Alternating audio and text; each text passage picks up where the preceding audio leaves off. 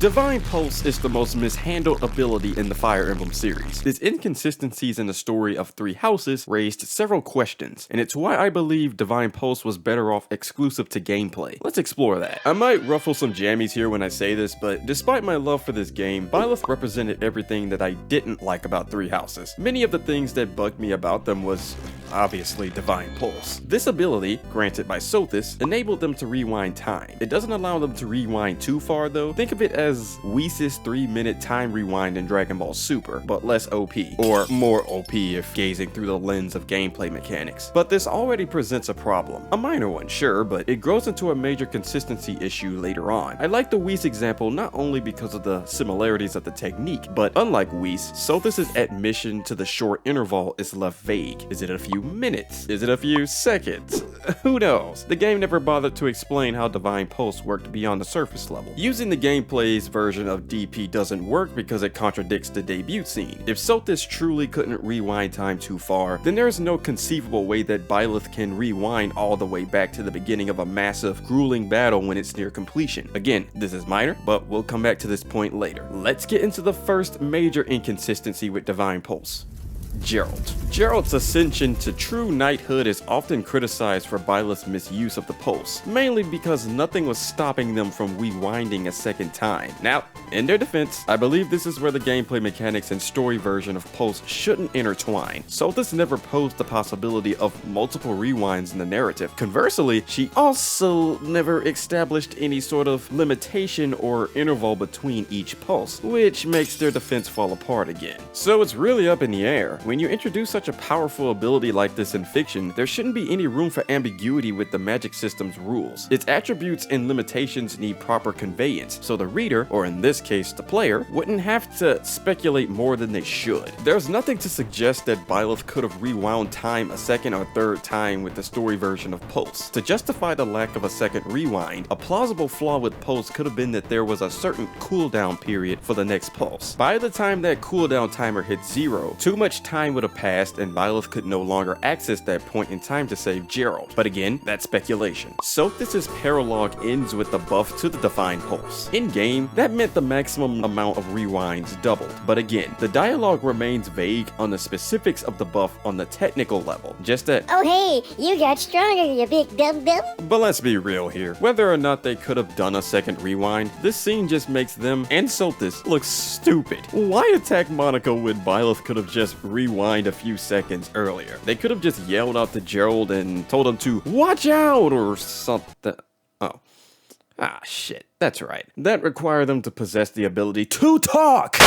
But again, without a clear idea of Divine Pulse's precise time reversal limit, it's all in the air. But let's say that Byleth could rewind a second time. Well, clearly the problem now lies with Talus. He's presumably watching Byleth like a hawk, so no matter what type of different approach our professor takes, they'd get intercepted each time. Hence, attacking Monica at all just isn't the best use of a pulse. Sothis alluded to Jeralt's fate being unavoidable in an office scene after the event, which works if Byleth truly couldn't rewind a second time. We could just chalk it up to Byleth acting impulsively in the heat of the moment, thus wasting their pulse. So Jeralt may not have been the best example of its consistency problems. Here's a fun little activity for you. Let's assume that you're in Byleth's shoes, and you have one chance to prevent your father from becoming a true knight. You've got one Divine Pulse. How will you use this rewind? Comment your answer below. But anyway, what about other events in the story?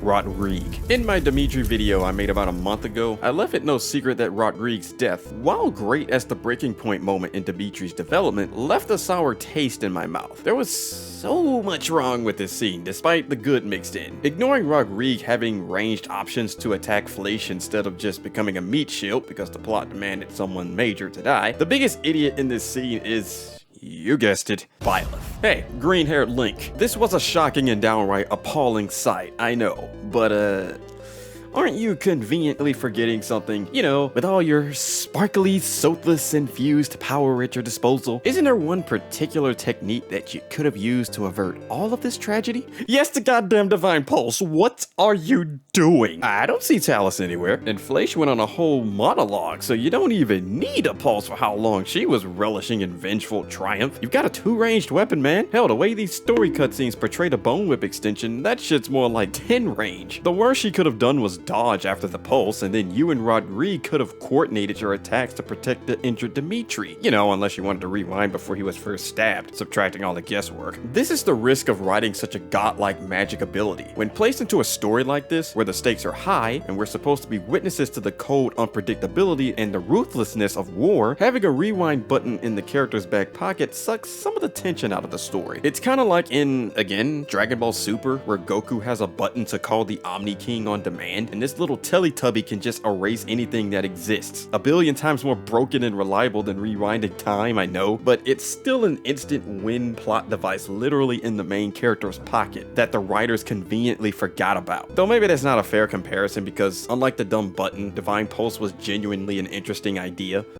And Super Goku is a genuine fucking moron. Now, granted, if Byleth did masterfully abuse Divine Pulse, that'd make for a pretty boring story with zero tension, but by the vague rules the writing established for this ability, it just makes the character look like a moron for not using it when applicable. Sothis did say that Byleth was dumber than a boulder, so it checks out at least. Their usage of it in their attempt to save Jeralt opened up endless possibilities of its utilization throughout the crucial moments in the story. I don't want to see them exploit this ability, but when you're at war like this, you've got a responsibility to minimize as many casualties as possible. If you're going to write a broken ability like this into the story beyond the gameplay and not have it ruin the tension by its mere existence, you've got to balance and flesh it out. If Divine Pulse limitations correlated to physical fatigue, because Gronder itself just looked like it was both physically and mentally taxing, for example, that'd have been a basic yet plausible excuse for why Byleth couldn't save Rodrigue. But that's when that minor issue I mentioned in the beginning just expanded into a web of inconsistent writing. It hurled me into an endless cycle of rewatching certain scenes and wondering to myself, hey, what if Byleth rewinds here or there? It's an easy mode button for combat in their hands and they just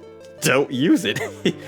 They could have literally avoided Rhea being critically injured in Silver Snow if they used their pulse. Skip right to the point where they're all just gawking at Talus and murk him before he could summon the javelins. You've got two range, bro. Almost all these scenes would be just fine if Divine Pulse wasn't an option in their arsenal. That's why it should have just been primarily a gameplay perk in my opinion. Now, God mode abilities can work. I'm not dissing the very idea of Divine Pulse. I just wish that the writing better hit these bullet points. Better conveyed the mechanics of Divine Pulse, clearly established whether or not the gameplay feats are parallel to the story feats, provided plausible cooldown conditions for the story so that it'd be impossible to spam, and lastly,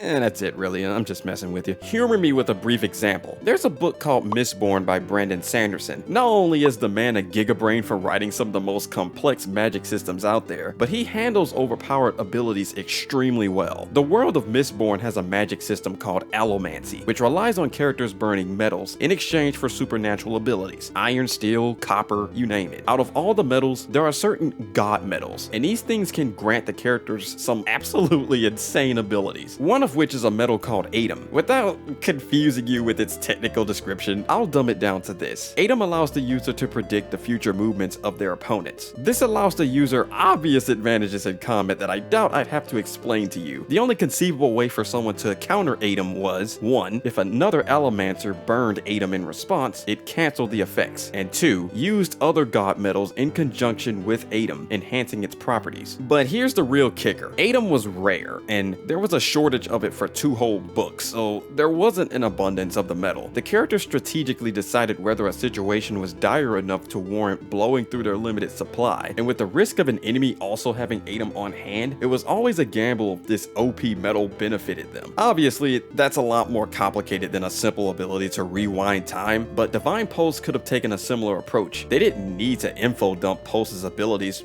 please don't do that, but they could have spread out its technical mechanics throughout the plot in bite sizes when necessary, so that when the time arrived for us to say, why didn't you pulse there, we'd understand full well on why it didn't happen. It'd have been cool if the Agarthans had a specific device or spell that could have negated Divine Pulse. Being the mortal enemies of Sothis, it makes sense for them to develop magic or technology to combat her alien prowess over a millennia. They certainly needed the competency boost, considering they're some of the biggest jokes of antagonists in the series. I find it hard to believe that Byleth is that incompetent that they waste their pulses per battle every time, so that they didn't have enough left over for when scenes like Rodrigue happen. So a general lack of energy works in my opinion.